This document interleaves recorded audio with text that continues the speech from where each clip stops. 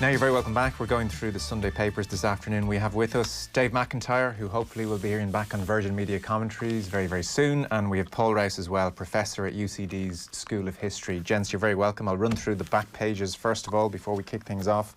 So the Sunday Independent sums up the mood, I suspect, in lots of clubs around the country yesterday with blue skies above. It's good to be back is the headline. This is a picture of the Dublin Senior Hurling Championship underway at O'Toole's Park in Crumlin, and there are, I presume, 200 ticket holders watching. So that was the scene yesterday in clubs right across the country. And then beneath that, a piece by John Green and Wayne O'Connor, Storm Clouds Gather in Battle for Control of FAI. It's never dull in Irish football, and it's never not complicated. In short, what seems to be happening here is that the FAI Council is a body which has 78 people on it, and James Kelly of the Leinster FA is unhappy with the deal that the FAI have done with Shane Ross. So he has written to the FAI and he's called for a meeting immediately. One of the issues they're unhappy with is that there will be 6 independent board members on the FAI board. This is going up from 4 to 6. And he thinks this is too many. He feels the deal done with Shane Ross was wrong. He calls it a ticking time bomb. He said that the extra independent directors would expose, or independent board members would expose the game of football in Ireland to the real danger of excessive control by outside interests. Talked about ceding ownership of the game to these outside parties. Talked about a complete loss of sovereignty. And then Mick Wallace, who's also on this board as well, said that football is losing its voice. It's important football people run the Football Association.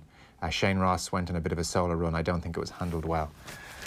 So I don't know, it's pretty apparent to most people why the FAI are under scrutiny and why we want extra independent board members. The way they're talking about outside forces here, it's not like they're coming in to try and ruin the FAI, but there's resistance from within, clearly, and that's going to keep on going, I suspect, for the next while. Back page of the Mail on Sunday then. Ole Gunnar Solskjaer, we're not divers. Solskjaer blasts Lampard, warning of easy penalties. This is all the build-up to the game this evening. Frank Lampard said of United, and in particular Bruno Fernandes, he's very clever in his movement. We saw that at Aston Villa to make something feel like a penalty where maybe it isn't, which is about the nicest way anyone's ever called someone a diver. And Solskjaer's hit back. And then beneath that on the Mail on Sunday, tensions rise in GAA with calls to abandon season.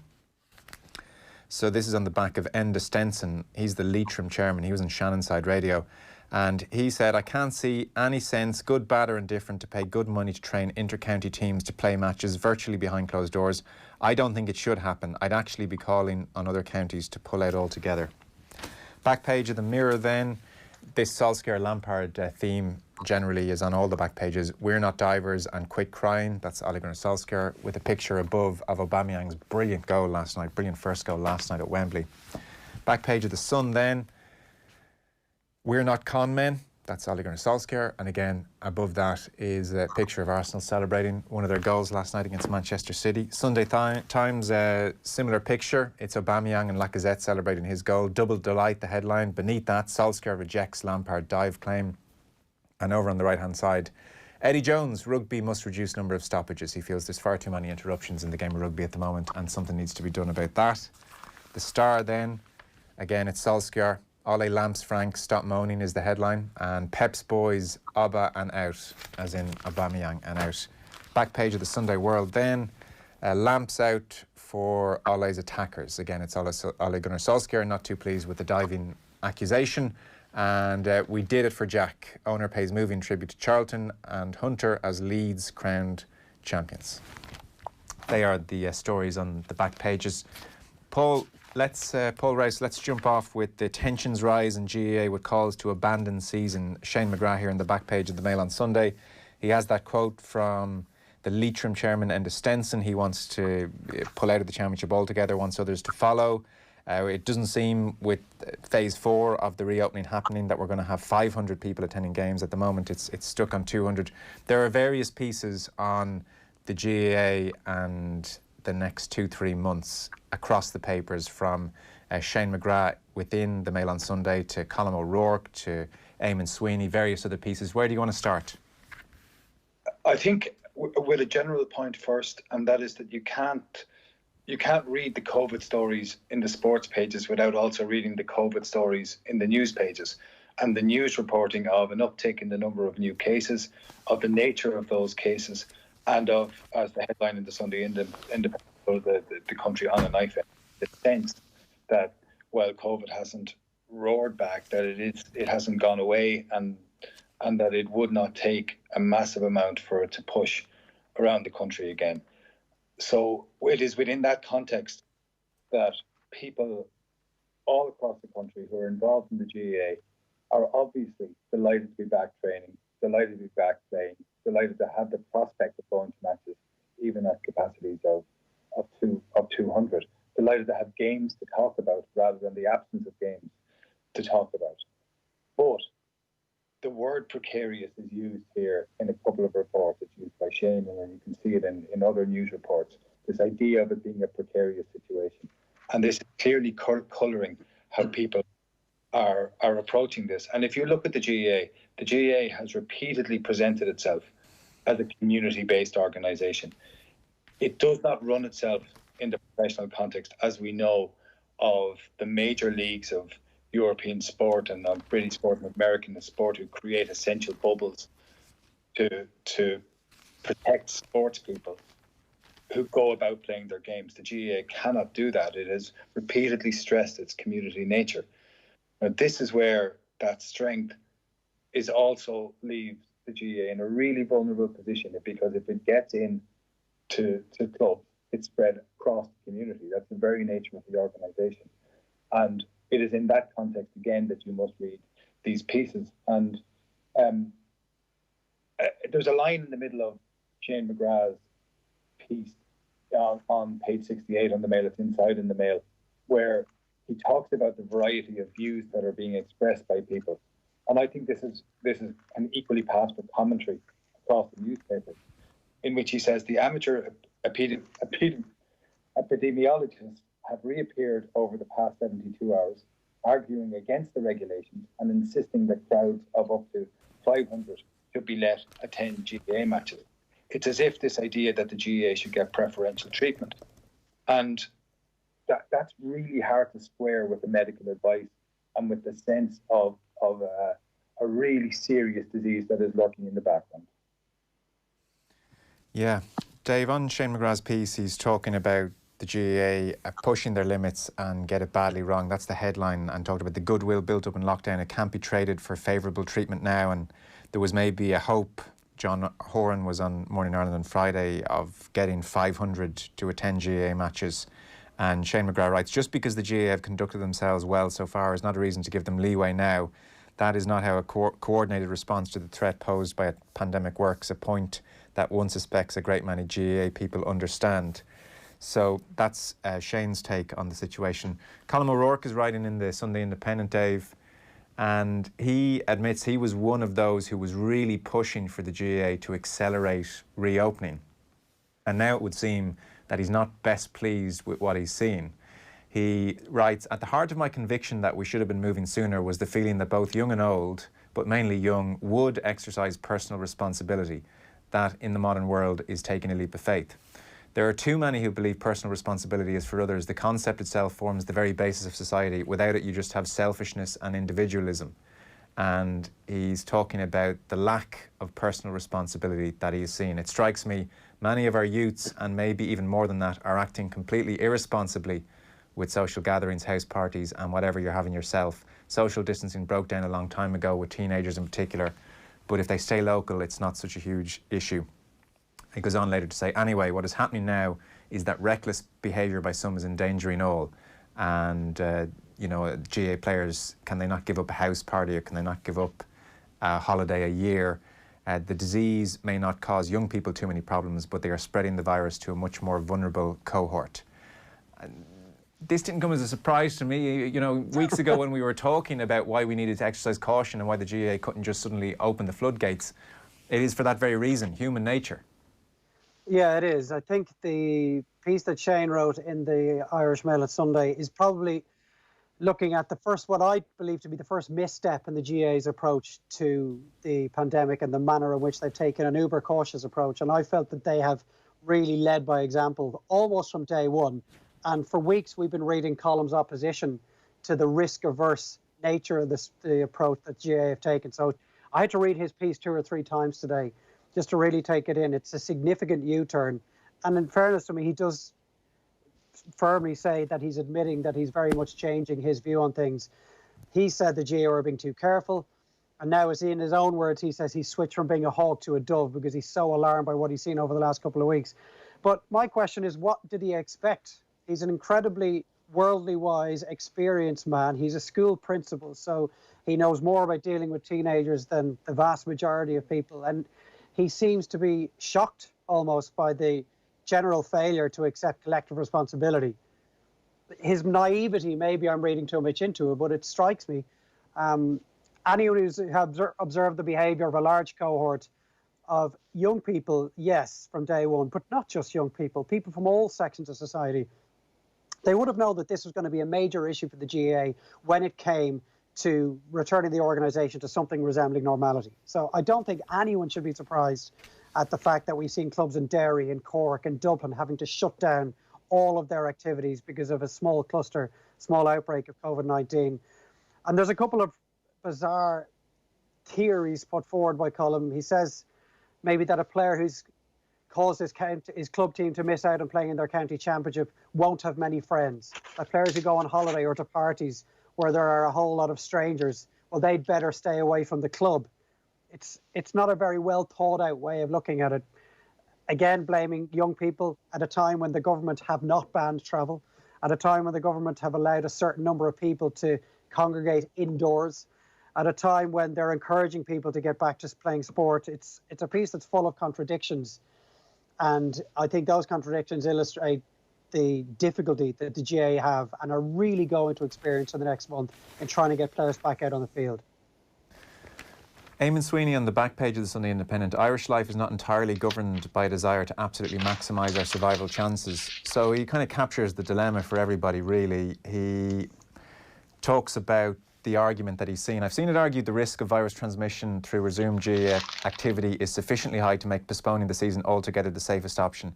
If there's the possibility of even one death due to a GAA match, it's suggested we should call everything off and wait until 2021. This argument is, to a certain extent, he says, unassailable. Who would argue that any amount of matches in any sport are worth a human life? But he goes on to say, it is worth noting we don't normally judge risk in this way. The state could, for example, unquestionably save dozens of lives every year by restricting road travel to essential journeys and making it illegal to drive at night. It could save even more by entirely prohibiting the sale of alcohol in Ireland and doing the same with tobacco. So why doesn't it? Hundreds of lives would be saved after all. They get by without these things. They'd be healthier, they'd live longer. We're talking about human lives. But he goes on to say the state believes in a trade-off between risk and freedom. Irish life is not entirely governed by the desire to absolutely maximise our survival, and makes the point that we're all aware of, which is this situation could extend into 21, 22 and beyond. It's a devil of a situation to be in, is what he says. Paul, I know you like that piece. Yeah, I think it's an excellent piece, and I think what he does really well without over egging it is that he balances the mental health aspects beside the physical health aspect, and I think he's very sympathetic towards the dilemma faced by government and faced by people within sporting organisations who wish to organise games, and striking a balance between these remains the enormous challenge that is going to continue over the next while, but it is added to because you cannot look at the GAA or any other sporting organisation even merely in sporting terms. It is that other dilemma about livelihoods. There are people who depend, there are people who are employed by the GAA, there are people who's all across the country who are working as coaches at various different levels who must be paid. So the GAA it's desperate to get its sports back on for sport's sake, for the people in local clubs, but it also needs to earn money to drive the organisation. That's the nature of the sporting organisation that has been created, particularly over the last 20 years. Yeah. It's a continuing problem we have, and we're just constantly in the throes of what the news on the front pages is when it comes to figuring out how to map out the sporting landscape. So that's where we are. A temperature check on the GAA world on July 19th. A sense of confusion. People aren't sure the best way to proceed. But the front page does have championship matches happening, so we are up and running to an extent. Page 2 of the Sunday Independent then. Paul Kimmage is writing about painkillers in sport. Dave, you commentate on football all the time, and it's about painkillers in football. Jonathan Sash is, and I may be mispronouncing his name, but he has worked on a documentary which went out on German television 5 weeks ago. He was born in 1987, Jonathan. Initially, he was involved in cycling journalism. He's from Berlin, and he has spent the last couple of years trying to get a grip on the use of painkillers in football. His piece went out in the last 5 weeks. It seems that it's prompted a big discussion in Germany. The Bundesliga have met. German anti-doping agency have met as well in a 2-hour meeting in Frankfurt on the back of the investigation. Corrective is what he has set up. It's Germany's first non-profit news organisation. He set that up in 2014. They've written about various things, and they've moved sporting and otherwise. So he says at one point, this is a piece written on the site, why do so few players fail doping tests? Because testing in soccer isn't intelligent, only the dumb ones fail. In the Bundesliga, there are no blood tests, so blood doping can't be proven. Players in Germany are tested on average just every 3rd year, which is amazing, actually. I can't believe it's that rare. And Hajo Seppelt, who people will know, the world's foremost drug sport investigator, has worked on this piece as well. In 2018 at the World Cup, 1 in 4 players in Russia took painkillers before every match. So 2018 World Cup, 25% of players take painkillers before every match. One particular player used 3 different painkillers. And then at under-17s, under-20 World Cups in 05 and 07, almost half of the players took painkillers while competing at the tournament. There is a quote from one of the few players to go on the record. Neven Subotic, 31 years of age, Serbian, plays for Mainz, played for Dortmund as well under Klopp. He says, from what I've noticed over the past 14 years, ibuprofen is handed out like Smarties. It's used across the board. And I've met players who, week after week, need additional painkillers immediately before a game. He says the whole system is missing an official to make sure that everything is done properly. There's a quote from another player there, a former player, who says that it was just a habit that he would take a painkiller before every game, and that seems pretty commonplace. Dave, I wouldn't suspect many people will be shocked to hear that. No, I don't think so at all. There's a quote from the former Arsenal Germany goalkeeper Jens Lehmann from his time in North London, where he talked about teammates of his just taking injections without asking questions, and with how he puts it, blind faith in the physicians. And Lehmann does believe that there were no illegal substances given, but he can't be 100% sure about that. The piece starts with a quote from Jordan Henderson, who picked up a bang on the knee in the first half of Liverpool's second leg Champions League semi-final win over Barcelona last season. And he was pretty much telling the medical staff at half-time in the change room to do whatever it took to get him back onto the field. And he took there was an injection. He took painkillers as well. And he's the team captain. He was desperate to be on the field to try and help them see through that game, which, as we know, they ultimately did. But there isn't an awful lot of new stuff here. Paul has obviously been writing in detail for quite some time on the medicalisation of sport, and it's mainly been focused on rugby to this point.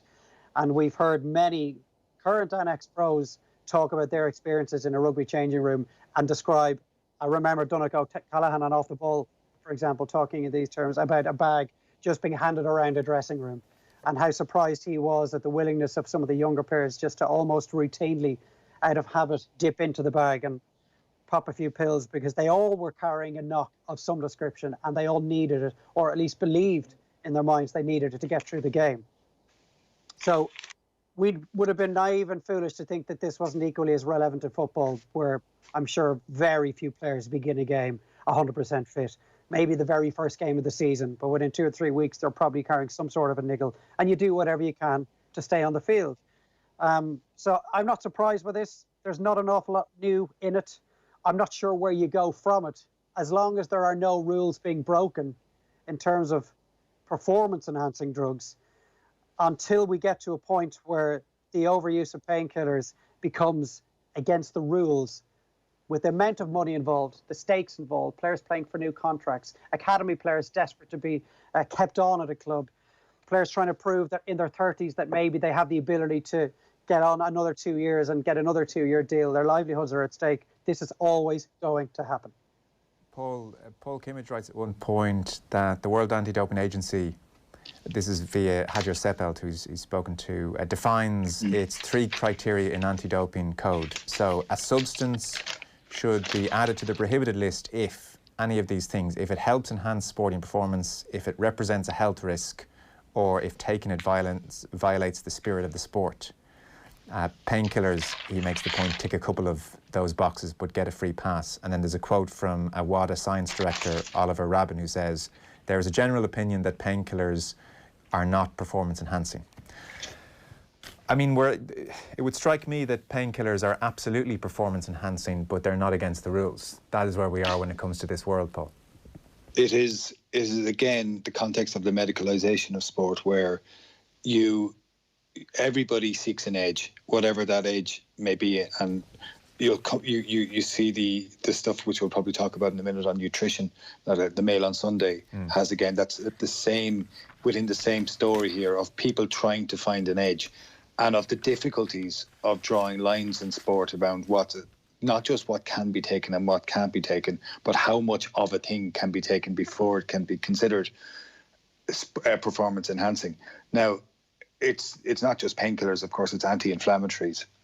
Again, something like diphenine, which anybody who's been in dressing rooms will understand players who take diphenine in order to get themselves through games. And on a more basic level, there are people who throw in painkillers so they can get through a round of golf to ease back pain that they may suffer on the way around, and so on. It is not something that is the preserve of elite sport. It is the preserve of people who wish to compete or to play at all. And in fairness to WADA, in fairness to them, drawing the line and is one thing, but then attempting to police that line is altogether another. And what's absolutely apparent at the moment is that WADA has been unable even to manage those boundaries that exist already, and to put painkillers and anti-inflammatories in there as well becomes even more difficult. I don't think it's possible, Paul, at all, though, is it? I can never envisage a day where WADA are able to put in place structured guidelines as to what constitutes a crossing of the line when it comes to medicalisation of sport.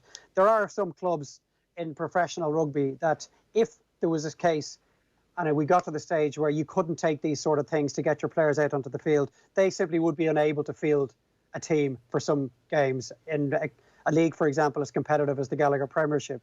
Because I said all players are probably carrying a knock at some stage. I think the deep lying aspect to this is parents who are trying to encourage their children to get involved in really physically demanding contact sports. If you're a mother or a father of a teenager, do you want he or she to be involved in a sport where they're almost certainly going to be driven to dipping into a bag to take a few painkillers to get themselves onto the field? Is that what you envisage for the future of your son or daughter? Because I don't ever see a day where taking some diphenine or a painkiller or an anti-inflammatory is going to see you fall foul of the dope testers. Yeah, it comes back down to what people are willing to do to win or to play.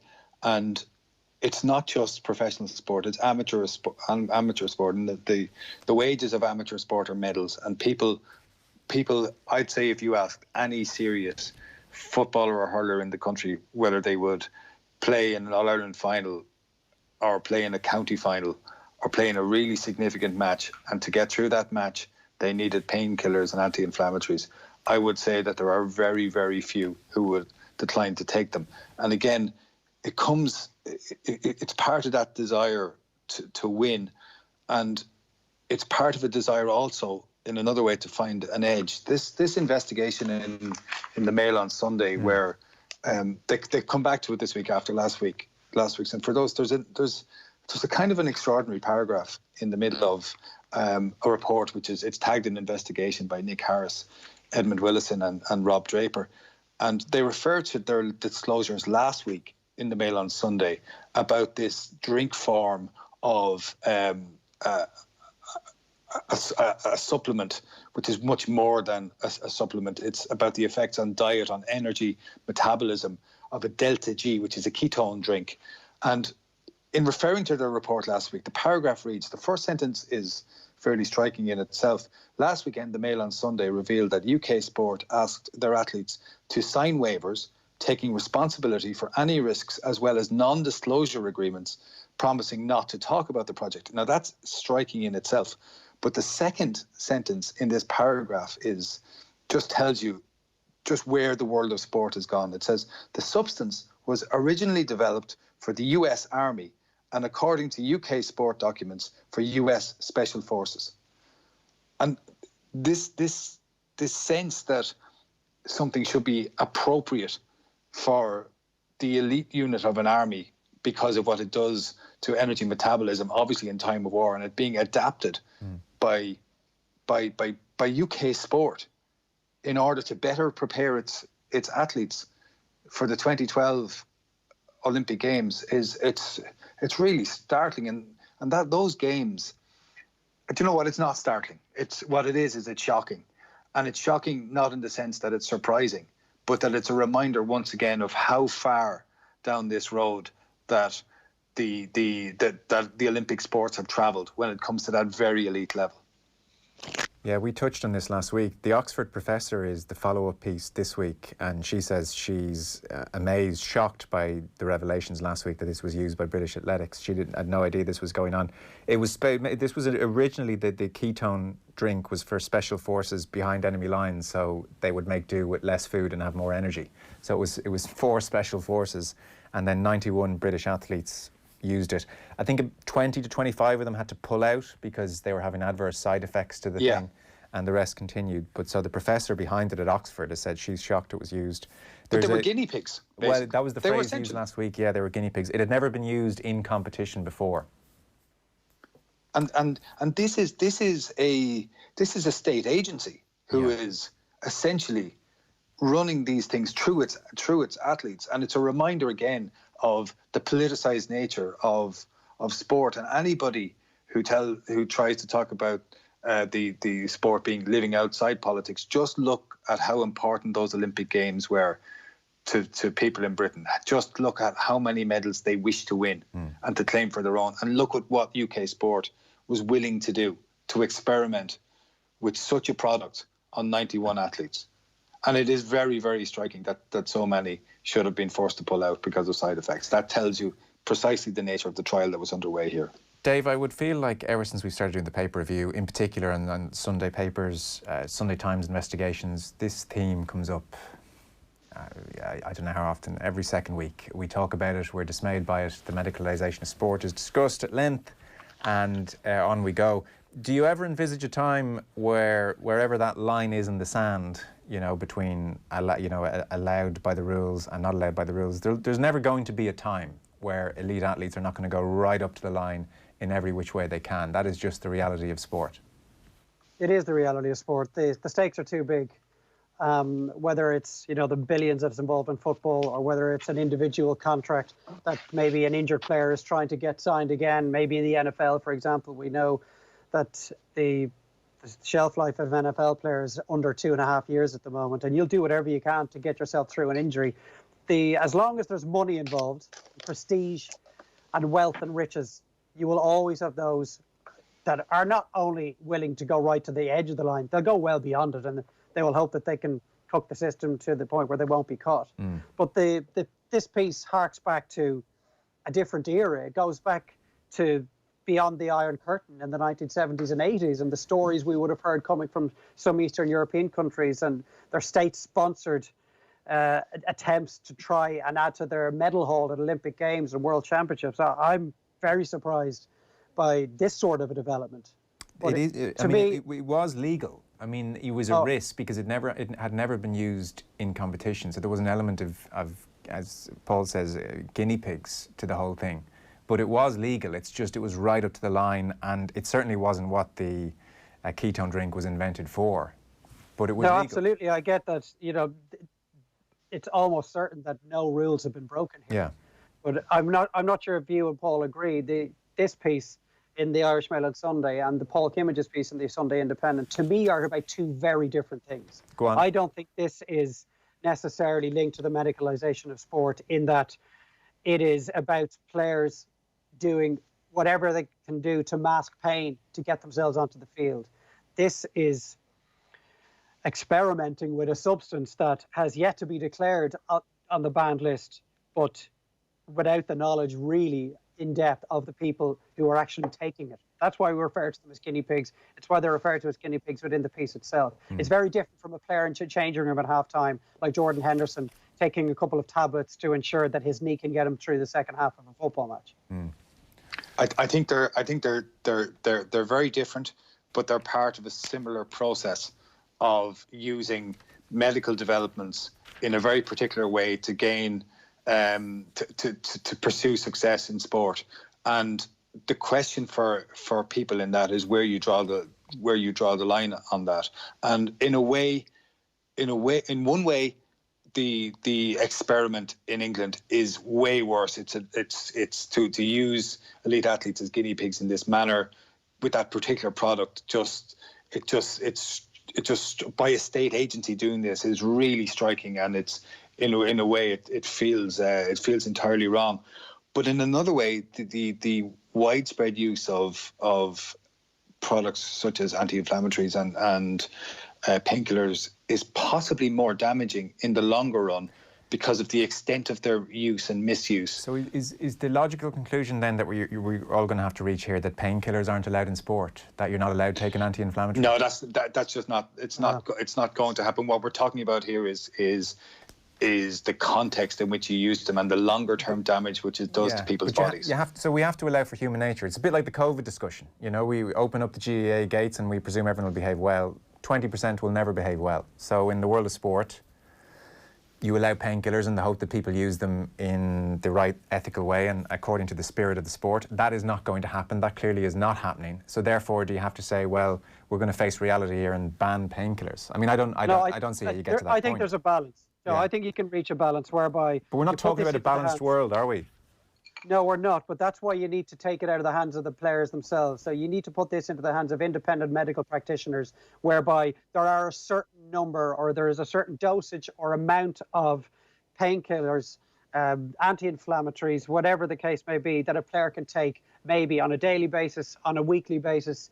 If you are in a position where you need to take X number of tablets a day to get through a training session, and you're doing that 5 or 6 days a week, the long-term issues, not only just addiction, but if you're masking a pain that is only going to get worse, and these men and women sometimes can barely walk when they reach their 50s, and they're getting knee replacements and hip replacements, and they may have issues with certain organs as well out of their what is clearly an abuse of pain-killing substances.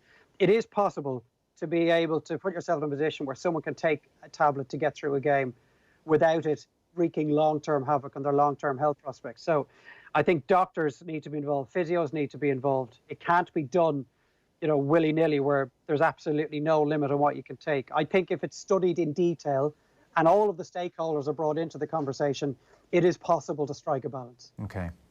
Page 78 of the Mail on Sunday then, Shane McGrath is talking about sports policy. He has an interview with Sarah Colgan, the 20 by 20 founder, who talks about, is a really important point in time, and the footing that male sports has versus female sports has, it remains very much imbalanced culturally. We haven't been as prone to pushing our girls through as we have with our boys, is one of her quotes. And Shane also touches on the programme for government, Paul, which he says is thin on sports policy detail, full of sweeping ambitions such as promote the value of physical activity, etc., laudable goals, but thin on detail, and references as well Catherine Martin recently in radio, where she's Minister for Media, Tourism, Art, Culture, Sport, the Gaeltacht. She made a valiant attempt on radio to argue, to remember all the parts of the department. Yeah, I heard it, and to argue as well. These are all very interconnected, actually. How could you be a Minister for the Gaeltacht without being Minister for Sport as well, almost? So, you can give this a historical slant as well, which is always good. Put this into context, this policy for sport, this programme for government, I don't suspect we've ever, or maybe I'm wrong, but have we ever set out with a programme for government where their policy on sport was groundbreaking and exciting and ticked all the boxes in terms of detail that you would like to see? There was a national sports policy published last year which set out in broad strokes the ambitions that the state had to develop its sporting infrastructure and sporting engagement of people over the coming decade. And it is barely given a nod in the programme for government. And of course, there's an element to it of which that is inevitable given the current crisis that's going on in terms of economics and how people can run by. But the truth of it is there is no serious commitment to sport in the sense that 20 years ago there was a minister for sport and now it's a junior minister who shares that with the Gaeltacht. And it'll be really interesting to see how he manages to do this. And part of that sports policy, and this is the real challenge with making sports policy. There are people who see sports policy as something that is measured by the number of Olympic medals a country can win, or the number of Olympic people that can get to Olympic finals, or the success of its elite athletes. And then there are other people who will measure the success of sports policy based on participation rates in sport. And you're really trying to do two very different things there. And for all that there is a link between them, that link is often tenuous, and there is a relatively small pool of money to be spent on sport. And striking the balance for where you put that money is really interesting. And it is in this context that you have to see the work by Sarah Colgan and the 2020 initiative, which is an absolutely superb initiative. And it has made advances for women's sport. And Sarah Colgan's interview with Shane McGrath is excellent. And she has a series of lines which I think should be listened to, is that she says, for example, one of the fundamental values that 2020 stands for, even more than equality in terms of men's and women's sport, is equity. And that's equity in terms of opportunity for girls and women in sport. In founding the 2020 movement, the idea wasn't to blindly demand equal coverage, equal pay, or equal visibility, but to get equity in terms of opportunity. And the problem in women's sport, the problem is that women's sport hasn't stood a chance of equality to date because it never enjoyed equity. And anybody who has been involved in sports clubs around Ireland over the last, for all of history, understands that is the case. And what this movement has done is pushed for change, and it begs the support of everybody. And this new initiative that they've launched is all about the participation of girls and women in sport. But it's not just in sport, also in leisure activities, because it can equally be about somebody going for a half an hour of a walk or a cycle or something like this. And the whole idea is to broaden participation. Now, it must be said in all of this that it's more complex than just looking at gender. It's also about class when it comes to participation in sport. And the recent survey which revealed participation levels of people in sports undertaken by Sport Ireland and how that changed during the lockdown was really interesting. And it showed a growth year on year and actually month on month from pre-crisis of the extent to which the numbers of people engaged in sporting activity had actually grown. And it's a real question for sports organisations. So more people were engaged in sporting activity when they were locked down than they were when all these sports were open. And it begs the question about where the government should put its money in all of this. But what it showed was that in all of these increases in participation, the great block on these was on people from traditional working class background, and particularly women from particular working class background. Mm-hmm. And where do you fall on the spectrum of participation versus elite success? Where do I fall on it? I fall 100% on the grounds of participation. I fall 100% on the idea of producing more and more people engaged in sport, whatever that sport is. Doesn't matter what that sport is. Once people are involved in sport and the difference that it can make from someone's lives. Now, I know that the country people get a huge boost when a team goes well, and when an athlete goes well. But what studies show over time is the limitations in which the success of an elite athlete has on drawing other people into the sport. It is sometimes said that, it is a brilliant way to lure people to stay involved in sport, the fact that somebody has a huge success from a particular area in that sport. But there are enormous limitations on that, and those limitations are almost always about the provision of infrastructure and the availability of that sport to the people in a particular area.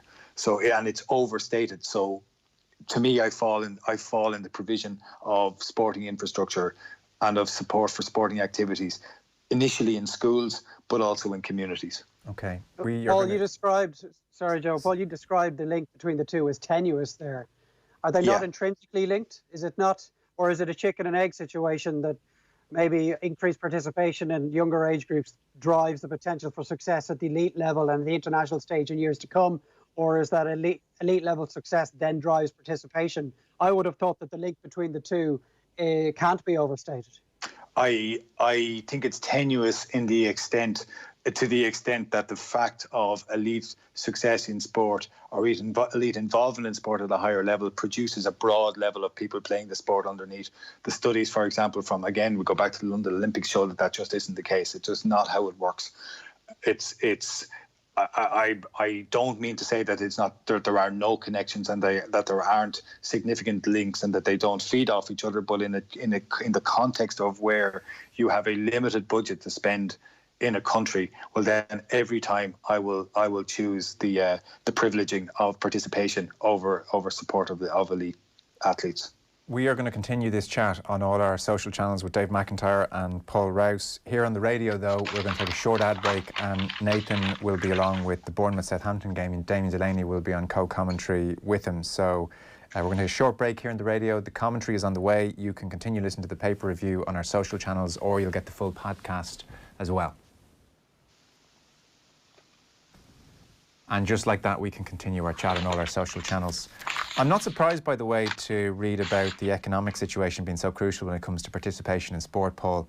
And anytime we talk about so many aspects of life, so often it comes down to your economic class. And you've talked at length about the lack of GAA pitches even in areas of working class Dublin. And, you know, a well-to-do girl growing up is going to get more opportunities to play sport than somebody from a poor background, potentially, is what the stats would bear out. We don't talk, maybe because it's uncomfortable, but we don't talk about the economics of this thing when it comes to sport enough. Because it's really tricky and it's really difficult, and it creates different layers of privilege, and it requires the challenging of different layers of privilege within people's lives. And look, the stats of this they're clear, they are repeated, they're demonstrated in reports produced year after year across several decades now by Sport Ireland in this country, and they are repeated globally. And if anybody wants to understand a physical manifestation of this, there are 10 schools in the in the south inner city of Dublin with not a blade of grass between them. 10 inner city primary schools. You look at the GAA pitches in the south inner city, none available, and so on. This is repeated time and again, and that's an example of. I'm just picking one particular area, but this is something that's repeated all across the countryside. It takes disposable income to be able to play a sport, no matter where you are in Ireland. It takes money for gear, it takes money for membership, it takes money for travel and for transport. All of these things are only feasible within families in which there is disposable income. And the great opportunity to break down those privileges are in schools, are in primary schools initially, and then in secondary schools. And again, you look at the privileging of certain schools when it comes to the provision of sporting facilities, while the state fails to provide for other schools, and you understand entirely this issue of class and how fundamental it is to the sporting divides in Ireland.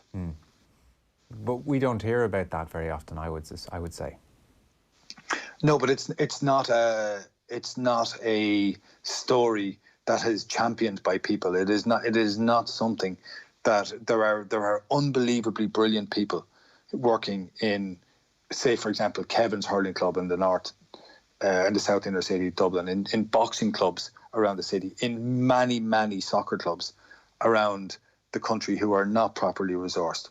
And they do incredible work in difficult circumstances.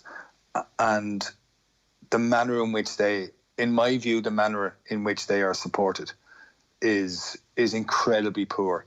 And it is, we get caught up, and understandably caught up, in the drama and the emotion of elite level sport. I mean, you started this paper round today, Joe, with a kind of one of the most harmless fights I've ever heard between two managers, where Lampard and Solskjaer, two probably exceptionally nice men, they come across as exceptionally nice men, and they're trying to be cross with each other, or they're trying to have a nip at each other. It's probably the word, like it's like people slapping each other with gloves. It's not a fight at all, but like that is, people have more interest in talking about that, and I understand that. I personally, I read all of those stories as well, but the redress of these particular issues, look at how difficult it is. Look at how difficult it. Look at the divides around gender, and look at the divides around race in broader society, and in terms of sport. And it is these are somewhat intractable problems which people have struggled to find ways to combat. And exactly the same is there with class, and with the opportunities that come with class. But it's just one more point. It's even worse than that, though. Sport has repeatedly set itself up in a way that, in certain instances, it craves exclusivity.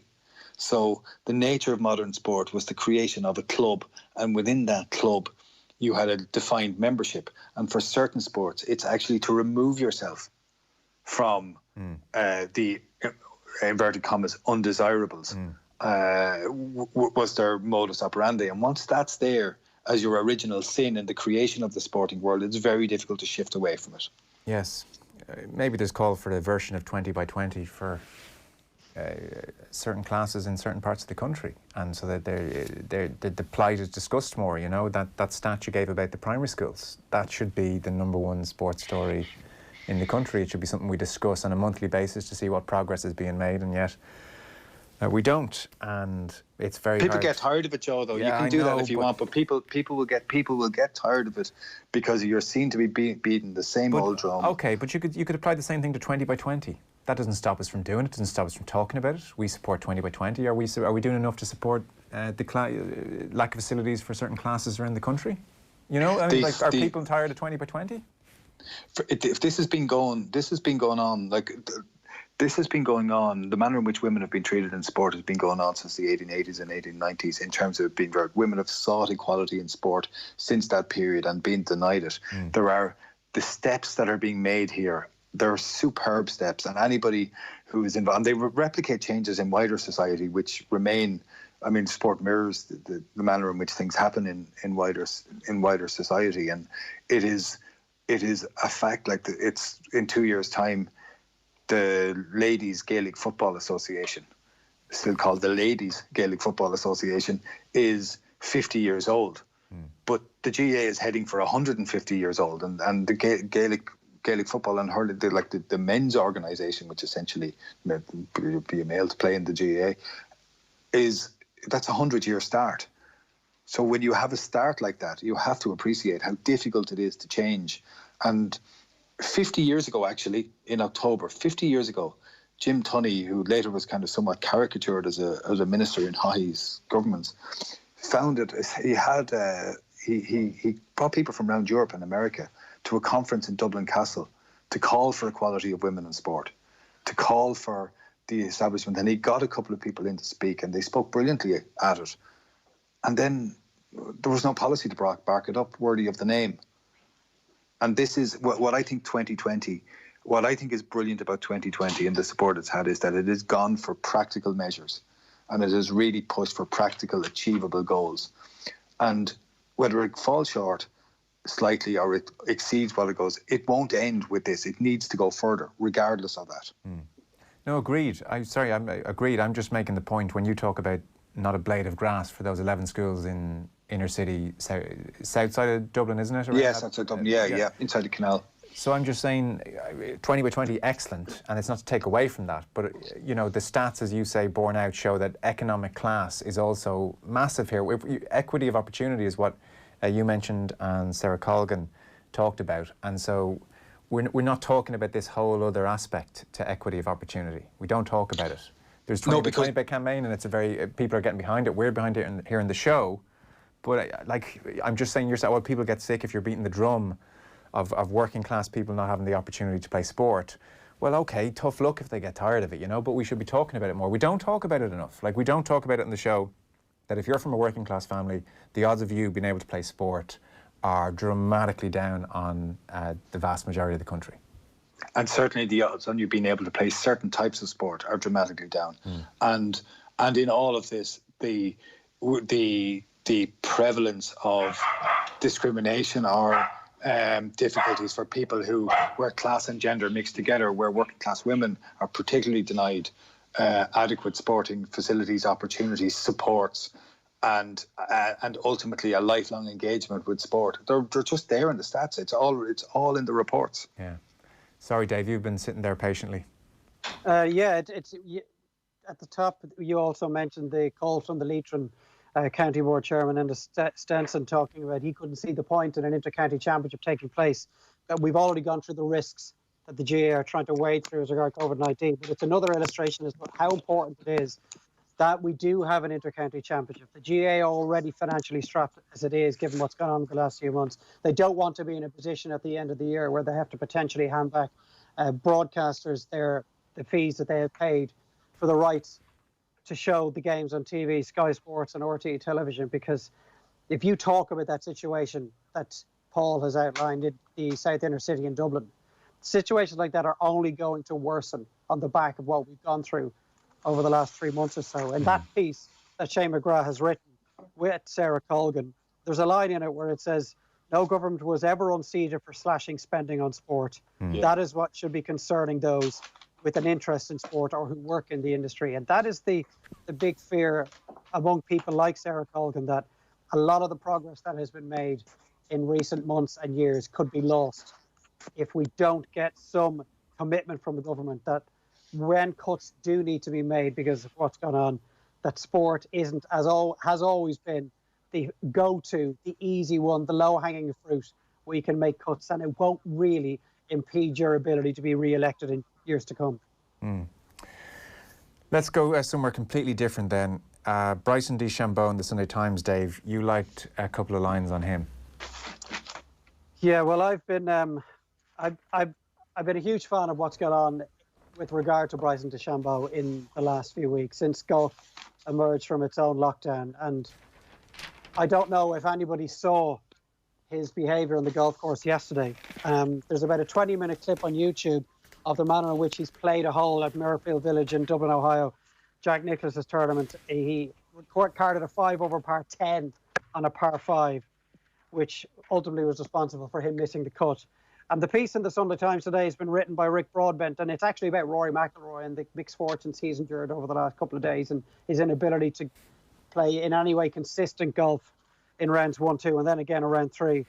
But the last couple of paragraphs around Bryson DeChambeau, and I'll read you a couple of them. This tournament, when the dust settles, will be remembered for another chapter in the melodrama that is Bryson DeChambeau. The bulked-up American from the inaptly named Modesto took a staggeringly ill-judged quintuple 10 on Friday to ensure his early exit.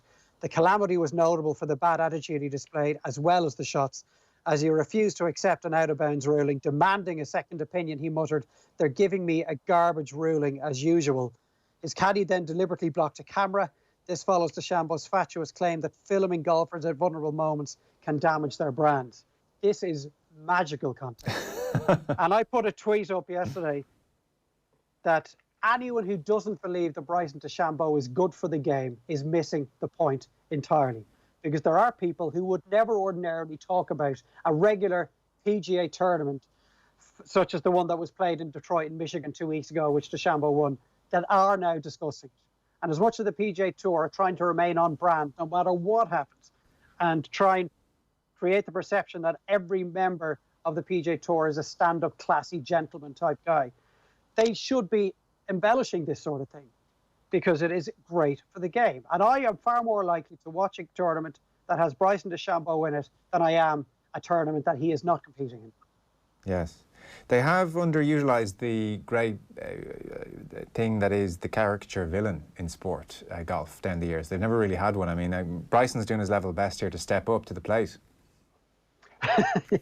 Yes, whether it's intentional or not, he is trying to fill the void. And, you know, he's got the physical attributes to fill any kind of a void at the moment. But he, as long as he continues to be lacking in awareness of how his brand, which he seems to be very proud of and very conscious of massaging in a positive sense, as long as he continues to be unaware of it, he's going to generate more headlines like this. And, you know, there's been a couple of guys over the years, guys like Sebi, for example, when in the 80s and 90s, he was sometimes pictured as a pantomime villain, the way he might try and look at the rules and look for particular rulings in Ryder Cup matches. We've seen Bubba Watson, for example, create headlines that maybe he wouldn't have wanted to over the years. We need more and more of these guys. And right now, the big story in golf for his behaviour while not hitting golf shots and his ability to hit astonishing golf shots that the game has never seen is what's driving the storylines around these tournaments. Yeah. I read this article earlier today and I was amazed. You know, it said it was really poor behaviour and stuff like that. And then I was talking to Dave earlier and he recommended looking at the YouTube clip of that, of the shambo going down the 10th hole and watching it all unravel magnificently. and then having that debate with the referee. And it may be that this says something about my standards. I actually thought he was fairly polite. I mean, he was cross at the end, but he wanted to win, and he wanted to do better than he was doing, and he obviously shouldn't have asked, he should have accepted the ruling and moved on. But is that not what happens in sport, that people do this? And while we don't condone it, we try to advance it. But there's a really interesting part in this article, just after you stop reading, Dave, where Rick Broadbent quotes Eddie Pepperell, who he describes as the leading English wag and pithy chronicler of the shambo, who tweeted, "You won't meet many professional golfers who had tons of friends growing up. Occasionally, though, you'll meet one who, you know, just didn't have enough. You need just the right amount of people in your life who can tell you when you're being and then I won't finish the sentence because he leaves that last word. It's a 4-letter word which ends in T. And he has a real go at his character. But I have a bit of an issue with this because so the DeChambeau who insofar as I see any golf I've seen, or as far as I know anything about him, it's someone I see who's out while playing a game and doing it in a certain way. Now, it may be that we expect certain standards higher from golfers than we do from other people, but I understood that we were not always to judge people by their behaviour on the sporting field, and that maybe it didn't reveal all about their personalities, and maybe they weren't just cartoon villains, and maybe the shambo in that context may have much more to him, and just maybe off the course he's an entirely different person. Well, Joe, you had Pádraig Harrington on Golf Weekly 2 weeks ago, and he was quite praiseworthy in his talk of his experience on a personal level with Bryson DeChambeau, the time he'd spent with him on a driving range. Said he was a decent guy. He had time for people. He certainly wasn't the pantomime villain that's where he's been perceived as at the moment. So Paul's absolutely right. I think there might be a chance he's been hard done by, but as you said a few moments ago, he's really not doing himself any favours. I don't think he's intentionally playing up to this sort of a role in a manner in which, say, Patrick Reed might do and has done over the last couple of years. And maybe at some stage, Bryson does wise up and somebody does take him aside, as Eddie Pepperell said, and ask him to have a long, hard look at the way he's behaving himself. Personally, I hope that moment never occurs and that Bryson keeps giving us this goodness for as long as he possibly can. And it's refreshing. It's great to watch. And I'm disappointed he didn't make the weekend because it would have been another reason to tune in. Back page of the Sunday Independent. We'll get going here through the last couple of stories. Paul, you picked this out. This is Eamon Sweeney on, according to the headline, the moral bankruptcy of City's wealth. Guardiola is the figurehead for an organisation which represents all that stinks about modern sport. This obviously is on the back of the CAS finding during the week. Yeah. Okay. So I don't like some parts of it because I think the case is overmade, but I do like Eamon's general approach to it, the research that he's done on it, the manner in which he's constructed the case against City and against the whole idea of the manner in which states use sport to try and promote a certain image of themselves. You see it so that's United Arab Emirates in the case of City, it's Qatar in the case of PSG, and now you see Saudi Arabia essentially trying to buy Newcastle. And this is this idea that by associating yourself with something that is popular or something that is mainstream and something that is successful, that you somehow manage to use those things to soften your image around the place. It's like that old American idea of soft power through baseball and through other sporting engagements, or through basketball. And now you have companies who understand the ubiquity of the sporting organisation in the modern world, understand the importance of global brands, and understand that they can use these to create at least a more complicated image of themselves rather than the one that might justifiably be held by the manner in which they engage in human rights abuses. So he calls Guardiola the self-righteous one, as opposed to the special one, or Klopp the honest one, or Mourinho the cynical one. United Arab Emirates' official ambassador to the world of sport is how he refers to him. Talks about some of the human rights issues in the UAE. Freedom of expression has been under assault, major assault, since 2011. People arbitrarily detained, forcibly disappear if they criticise authorities within UAE borders. The regime also played a major part in Saudi Arabian-led interventions in Yemen, which resulted in massive civilian casualties, etc. And then on the criticism of UEFA and City, he wonders why should a football association be any more effective against Abu Dhabi than the United Nations has been. And on Guardiola in particular, I mean, this rounds on Guardiola as much as anyone. Regularly portrayed as thoughtful and a humane man, the City boss wore a yellow ribbon in solidarity with political prisoners in his native Spain. He has loudly supported Black Lives Matter, but there hasn't been a peep out of him concerning the human rights record of his employers. There are probably plenty of people who think the UAE regime can't be that bad after all, if a man like Guardiola has no problems with it. And goes on to say that his insistence that everyone should stop worrying and learn to love Manchester City rings hollow. City's manager is the figurehead for an organisation which represents all that stinks about modern sport. So you get the drift, Dave McIntyre. You get the drift from the very first line. It's a jarring line, and it's actually one that momentarily you feel is dripping with sarcasm, and you're waiting for the clarification, which never comes. Manchester City are football's most despicable club. Pep Guardiola, its most despicable manager. The CAS overturning the Champions League ban doesn't change that. I was expecting a line that illustrated his sarcasm in making that statement, and it never arrived, because he absolutely launches into both the club as a whole and to Pep Guardiola as the face of that club. I think it's a more of a nuanced subject. There have been several journalists who have talked about the background to Manchester City's takeover and the human rights abuses in the United Arab Emirates. And there is probably no way to deny the existence of those issues. But there is a bigger picture. We could link human rights abuses in several countries to sports that we love. We look at Barcelona, for example, coincidentally, obviously another club where Pep Guardiola made his name, and the money that they have accepted from Qatar over the years. And we know the issues, particularly with the building of the stadia for the World Cup in 2 years' time in that country. We know that there are issues with China, particularly their treatment of the Uyghur Muslims in the eastern part of the country, and yet the Premier League is perfectly happy to accept millions and millions of pounds from the Chinese broadcasters to broadcast the Premier League in that part of the world. We saw what happened to Arsenal and to Mesut Ozil when he took a stand against what was happening in that part of the world as well. You extend it to golf and the fact that there are tournaments in Saudi Arabia. Saudi Arabia currently trying to take over Newcastle United Football Club. There are major issues with that as well.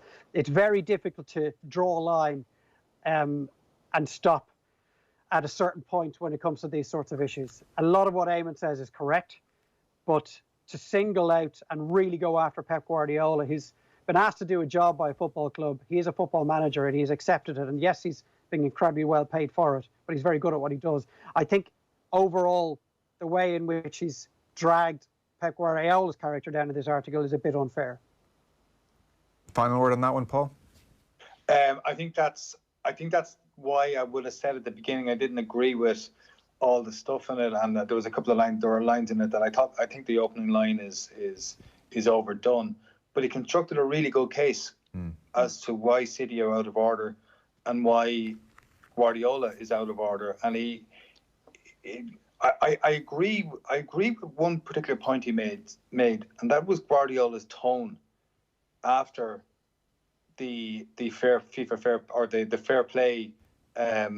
fair play decision was made, and the unanswered questions around that decision really are striking about it. And I thought Guardiola's tone was a mixture of kind of sanctimony and victimhood, which really, really jarred with me. And you expected more. I just really expected more of him. I don't really know why I expected more, but I did expect more from him. And those questions for City, I mean, they're not going to have any material effect, but I think they hang over the place. Oh, big time. I mean, Guardiola was behaving as if somehow the case had fallen flat on its face, as opposed to, well, much of what is accused to have happened probably happened. It's just time barred. I mean, Guardiola's behaving like this, we've been completely exonerated here. Self-righteousness ruled the day. And actually, I mean, they got off on a technicality of sorts, statute of limitations.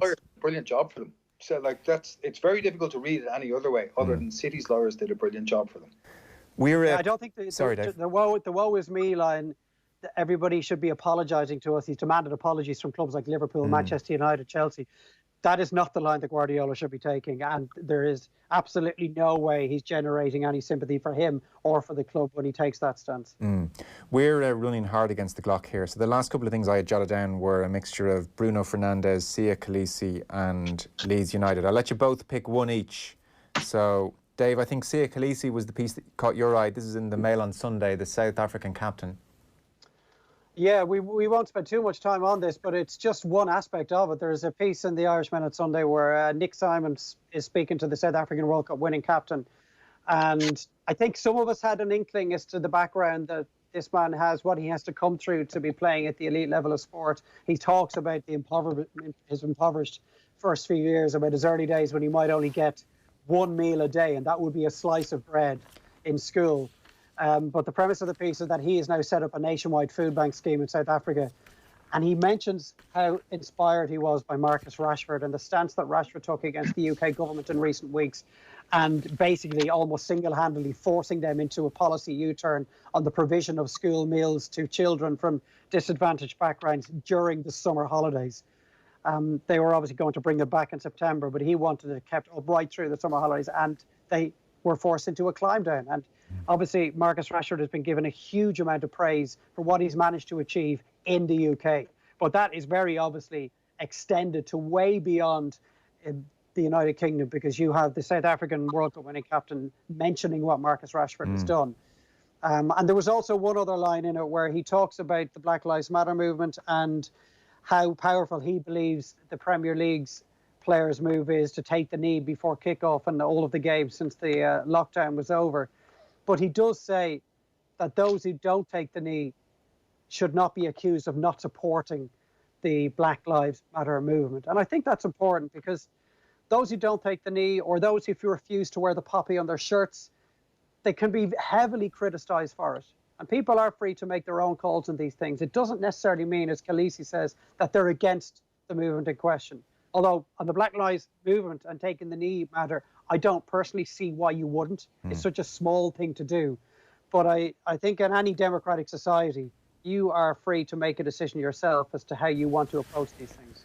Yeah, it's an interesting piece. There's a great picture of him. He's pushing a wheelbarrow of food through a township in East London outside Cape Town. And at one point he's talking about growing up there. I can't explain in words what it's like when you wake up not knowing when you're going to get food. It becomes normal. Food is something you should have. I remember the worst nights when I'd be lying in bed with my stomach rumbling. It was so sore. It was like a tummy ache. Sometimes I only had one meal a day. As you said, Dave, the meal was the one I got at school. It was a slice of bread. That was it. It was tough, man. Probably the worst experience I've ever had being hungry. It's horrible. I'd cry to my grandmother. She had no answers. She used whatever she could to make me happy, either reading me a story or saying something nice or making me sugar water. That kept me going. I'm still alive. I'm still here. So it's an extraordinary story. Although, as he says, people now celebrate my story, but it shouldn't be like that. Stories shouldn't be celebrated for the struggles they had. No kid should go through that kind of struggle. That's on page 63 of the Mail on Sunday. Paul, you can finish us up. Where do you want to go? Bruno or Leeds? Well, I'm actually going to be a bit cheeky. I'm just going to say that the piece on Bruno is, it's so funny. It's this desire, this absolute desperation to create that Bruno has saved everything and Manchester United are now back. He's described in this article as being a perfect player. And it's just like how from how he learned the language to how he came and was tactically so astute from the beginning and skillful and all that. But I don't want to talk about that. I want to talk about Leeds. Those of us of a certain age have a lot of fans who are Leeds United supporters as friends.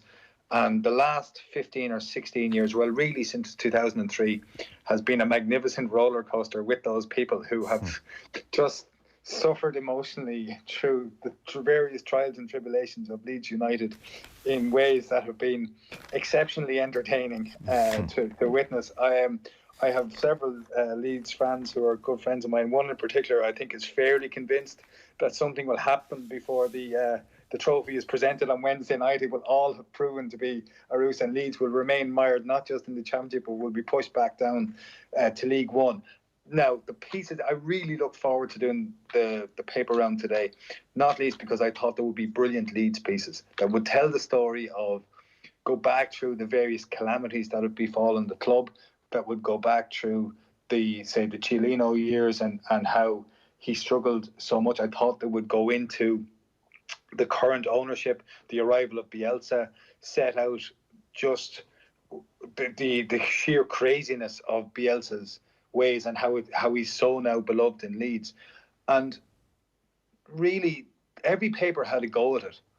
And some really great writers had a go at it, but they didn't really deliver, I don't think. And I'm disappointed with the pieces that such a brilliant story deserved more fulsome treatment in the newspapers this weekend than it has received. Okay. Maybe you'll get them on the eve of the new Premier League season. They've had a bit of time to chart it all up that way. But interestingly, I didn't realise this. Rod Little pointed out that there was a recent survey by the English football statistician revealed they were the most loathed club in the country based on the number of derogatory chants directed at them. They provoked 117 unique bellows of hatred, more than twice as many as their closest rivals, Liverpool. The simplest and most common is the all-standard "We Hate Leeds," which is sung by almost everyone, probably even the Queen, says Rod. Yeah, which is remarkable, given that they have been outside of the top flight for 16 years, that these songs continue to be sung by Premier League teams and by Premier League supporters, despite the fact that they haven't had anything other than a cup tie in terms of the personal experience with Leeds for almost 2 decades. That obviously goes all the way back to the 1960s and 70s teams under Don Revie, the team that came from nowhere and was very much going against the grain and did its best to knock some of the more aristocratic traditional clubs off their pedestal. But they do seem to generate an awful lot of hatred, more so than most other clubs. I think that was the best piece. Rod Little's piece was the best piece on Leeds and the things, not least for what it tells about the story of Lyle Taylor, the Charlton Athletic centre forward, who basically down tools and said he would no longer perform for the club from June onwards in case he got injured and would not be able to move to a different club in the summer. And similarly, Hull City could not persuade their captain, Eric Lychak, to sign a short-term contract to tide them over after the restart of the season too, because he cleared off amongst rumours that Celtic and Nottingham Forest wished to sign him. And that, to me, that's just, it's so eloquent. It speaks so eloquently to the manner in which people can conduct themselves. Got to look after yourself, Paul. So it appears. Yeah, I'd have to disagree with you there, Paul, because I can only imagine what it's like to be a player coming to the end of your contract, being asked to sign a deal for another 4 weeks, knowing that if you break your leg over that 4 weeks, that you could be in a very precarious situation. Clubs are not loyal entities when it comes to these players, as we've seen countless times over the years. I don't know. I think there is always the risk of getting injured, but I think there is a commitment that is demonstrated by the fact of you being captain of a club and you having enough about you to finish out a season. When the club that made you captain, and I take your point about contract, is fighting relegation in one case, and in both cases actually Charlton as well. I think the notion that you don't see out a season, allowing for the issues that you're in, I think it's poor. Okay, we have Paul Rouse, the Seamus Coleman of the conversation, Dave McIntyre, the Sol Campbell type, who'll leave on a free. Dave McIntyre, Virgin Media commentator, thanks so much. Paul Rouse, Professor of History at UCD's School of History. Thanks so much, fellas, much appreciated. Thanks, Joe. Cheers. Thanks. And can I just mention before we go as well, there is a feature on the OTB Sports app about Jack Charlton's reign, worth a look, all about Anglo-Irish relations, looks at the crucial timing of his arrival, his sense of humour, helped relations with England and the North, and how he showed a different side to his Englishness. That's on the OTB Sports app and otbsports.com. Kieran Bradley behind that one. That's us done for this week.